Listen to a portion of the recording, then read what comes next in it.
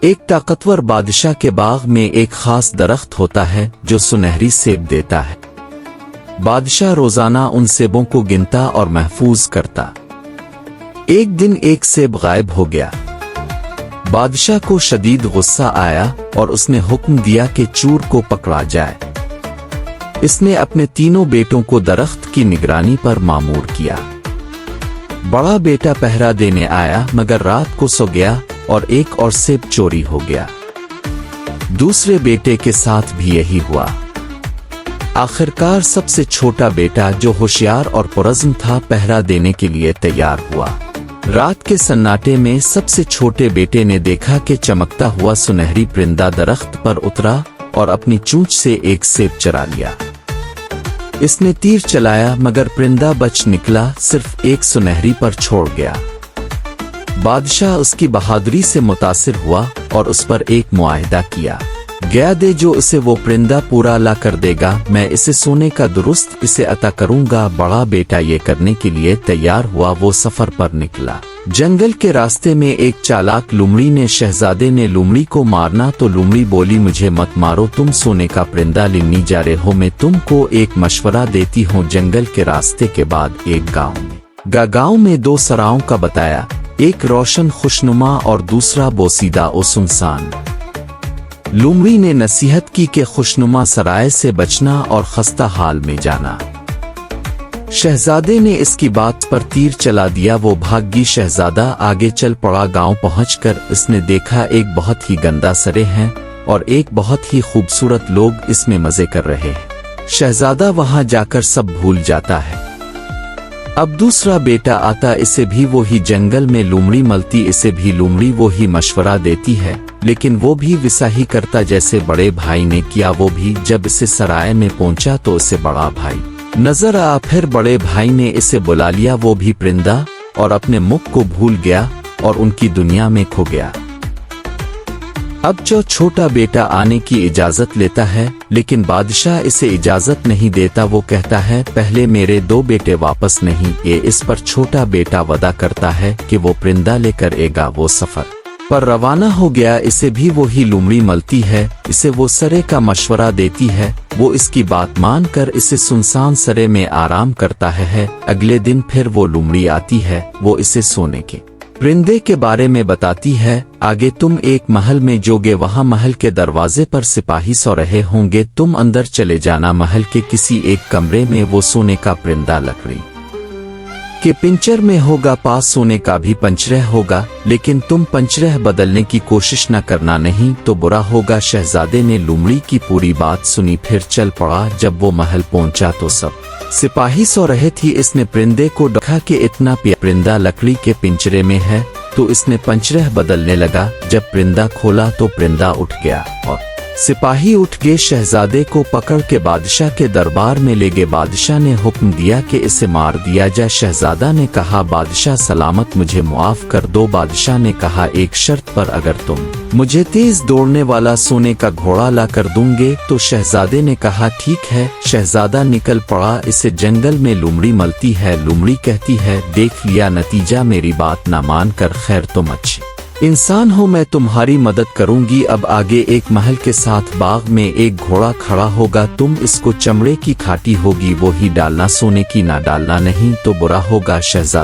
شہزادہ وہاں پہنچ گیا۔ اس نے لومڑی کی بات نہ مانی تو وہی ہوا۔ بادشاہ نے اس کو پکڑ لیا اور حکم دیا کہ مار دیا جائے، لیکن شہزادے نے کہا کہ مجھے معاف کر دو۔ بادشاہ نے کہا ایک شرط پر، تم مجھے ایک خوبصورت شہزادی لا کر دو گے۔ شہزادہ نکل پڑتا ہے اور اسے راستے میں دوبارہ لومڑی ملتی ہے۔ اگر تم میری بات مان جاتے تو تم دونوں کو حاصل کر سکتے تھے۔ چلو اب میں تمہاری دوبارہ مدد کروں گی، یہاں سے سیدھے جاؤں گا تو آگے ایک اور محل آئے گا اور تم محل میں داخل ہو جاؤ۔ ایک کمرے میں تم شہزادی کو پاؤ گے اور جب وہ محل میں آتا ہے وہ ایک کمرے میں شہزادی کو پا کر سکا بوسہ لیتا ہے اور اس کا پیار سے ہاتھ پکڑ کر چل پڑتا ہے۔ شہزادی کی آنکھوں میں آنسو الف جاتے، وہ کہتی ہے کہ مجھے ایک بار اپنے باپ سے مل لینے دو۔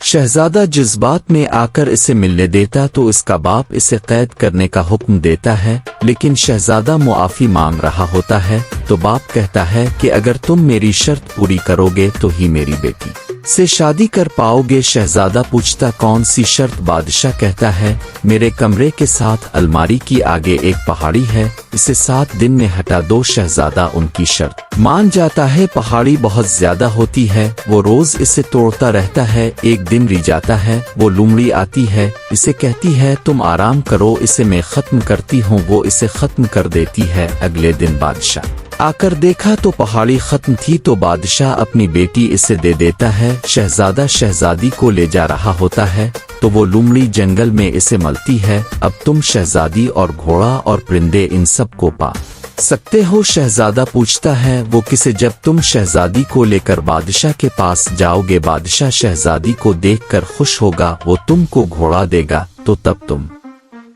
बादशाह से हाथ मिलाकर सलाम ले इजाजत लोगे तो शहजादी से भी सलाम ले। शहजादी को जल्दी से घोड़े पर बैठकर जितनी जल्दी हो वहां से भाग जाना और सीधा परिंदे वाले बादशाह के पास पहुंच जाना। मैं शहजादी के साथ महल के दरवाजे पर रुक जाऊंगी, तुम बादशाह को घोड़ा देखोगे तो वो परिंदा लाएगा। तुम बादशाह से कहना कि मैं परिंदे को चेक करना चाहता हो कि परिंदा असली है ये नहीं, तो तुम परिंदे को अपने हाथ में लेकर जल्दी से घोड़े पर बैठकर भाग आना। शहजादे ने वैसा ही किया। अब वो परिंदा घोड़ा और शहजादी को हासिल कर चुका था। इसने लोमड़ी का शुक्रिया अदा किया। लोमड़ी ने कहा तुम मुझसे खुश हो तो मेरा एक काम को मुझे मार दो। ये सुन शहजादा बोला नहीं, तुम मेरी अच्छी दोस्त, तुमने मेरा इतना साथ दिया। लोमड़ी कहती ठीक है मेरे दोस्त, फिर मेरी एक और नसीहत याद रखना, जब कैसी को फांसी दी जा रही हो तो तुम इसको बचाना, ना तुम्हारा फाहुदा होगा, और एक नदी के किनारे पर ना बैठना। शहजादा कहता ठीक है।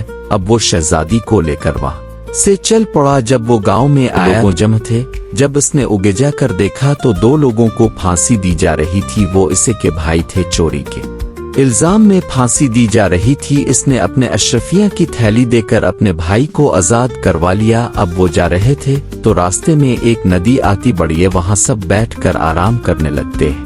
भाइयों के दिल में लालच आता है, वो इसको नदी में गिरा देते हैं और परिंदा घोड़ा और शहजादी को ले चले जाते हैं। बादशाह देखकर बहुत खुश होता है। वो छोटे भाई के बारे पूछता है तो कहते हैं हम को तो वो नहीं मिला था, ये सब हमारी मेहनत से हासिल किया है। शहजादी रोती रहती है, घोड़ा घास नहीं खाता और परिंदा भी उदास रहता है। शहजादा इस नदी से नहीं निकल सकता। फिर वो ही लोमड़ी आती है, इसे कहती है अगर तुमने मेरी बात मानी होती तो आसान ना होता। खैर तुम मेरे दोस्त हो, मैं तुमको यहाँ से निकाल लेती हूँ। अब तुम ऐसे ना जाना, अगर तमेरी भाइयों ने तुमको देख लिया तो मार देंगे। तुम भेस बदल कर जाना। वो भेस बदल कर बादशाह के दरबार में जाता है। सबको देखकर घोड़ा घास खाने लग जाता है। परिंदा खुश हो जाती है, शहजादी भी खुश हो जाती है। वो बादशाह को सारी बात बताता है। बादशाह भाइयों को कैद में डाल देता है। इसके बाद छोटा शहजादा सल्तनत का वारिस बन जाता है। कुछ अरसा बाद वो दोनों जंगल की सैर को जाते हैं। इसे वहां फिर वो लोमड़ी मलती है। लोमड़ी कहती है कि तुम मुझे मार दो, ये मेरी आखिरी ख्वाहिश है कि तुम इस बार माना नहीं करोगे। मजबूरन शहजादा इसकी बात मान लेता है। शहजादा इसे मार देता है। मरने के बाद वो एक शहजादा बन जाता है। वो शहजादा शहजादी का भाई होता है, जो कई साल पहले किसी जिन ने जादू करके इसे लोमड़ी बना दिया था।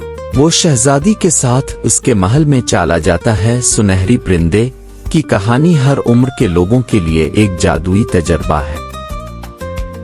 इसमें छपी हिकमत और दिलकश मंजर निगारी हमें उर्दू अदब के तिलिस्माती जहान की सैर करवाती है और ये जाहिर करती है कि अच्छी कहानियां वक्त के साथ साथ मजीद गहरी और मुतासिरकुन हो जाती हैं। दोस्तों, कहानी कैसी लगी कमेंट करके जरूर बताइएगा, और अगर आप मजीद ऐसी दिलचस्प कहानियां सुनना चाहते हैं तो चैनल को सब्सक्राइब करना मत भूलिएगा। मिलते हैं अगली कहानी में। अल्लाह हाफिज।